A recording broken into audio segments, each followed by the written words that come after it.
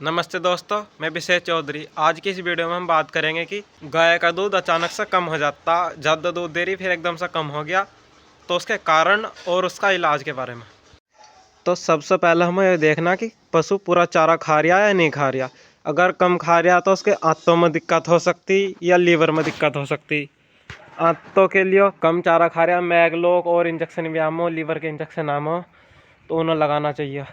उनका अलग से इलाज होगा। हमारा दूसरा पॉइंट है कि पशु की बच्चेदानी पूरी साफ होनी चाहिए, कोई इन्फेक्शन नहीं होना चाहिए। या तो डॉक्टर से हाथ गिरवा कर देख सको या फिर कोई मैला डिस्चार्ज है उससे भी पता चल जाएगा।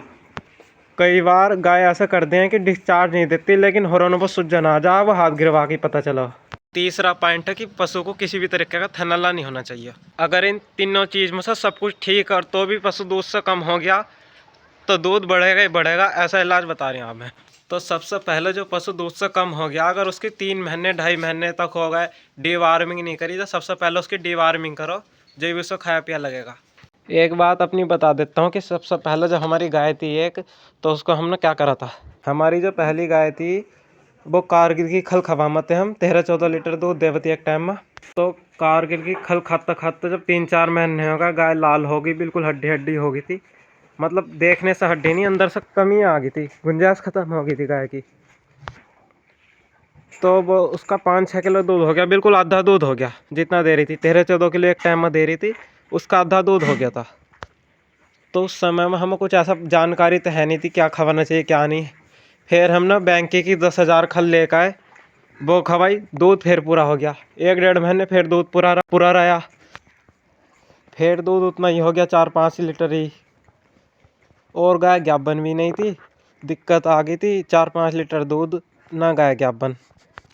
6 महीने से ज़्यादा का समय ब्याह हो गया था।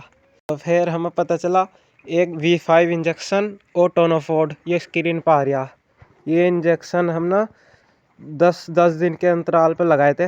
ये नॉर्मल खुराक हो, 10 दिन में 5 ml V5 और 10 दिन में 10 ml टोनोफोर्ड लगाया, तो गाय ज्ञापन रह गई थी। बाद में कुछ समय हमने कई महीने लग करा फेरियो काम, और दूध से उठ गई थी एकदम से ही।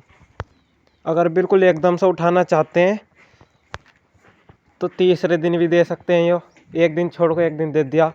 और बिल्कुल ही ज़्यादा डंगरों की हालत ख़राब, दूध से भाग गया, बिल्कुल कमज़ोर हो गया, तो V5 और टोनोफोर्ड 3 दिन तक लगातार भी दे सकते हैं। टोनोफोर्ड तो 15 ml तक दे दे, लेकिन 10 ml की डोज ठीक है।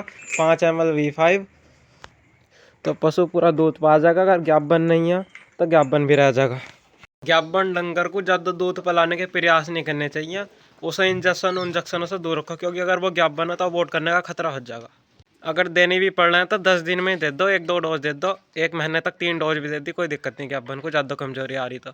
या फिर जो मैंने पाउडर बताया किसान डेयरी प्रीमिक्स के, या कोई अन्य प्रीमिक्स तुम्हें मिल गया हो, उसे दे दो। ये जो इंजेक्शन बताया इनसे एकदम से डंगर दूध पर तो उठ जाएगा, लेकिन डंगर को फिट और मेंटेन रखना हमें लंबे समय के लिए, तो बढ़िया फीड और उसमें दाना होना ज़रूर देना चाहिए। तो ठीक है दोस्तों, मिलते हैं किसी और नई वीडियो में नई जानकारी के साथ।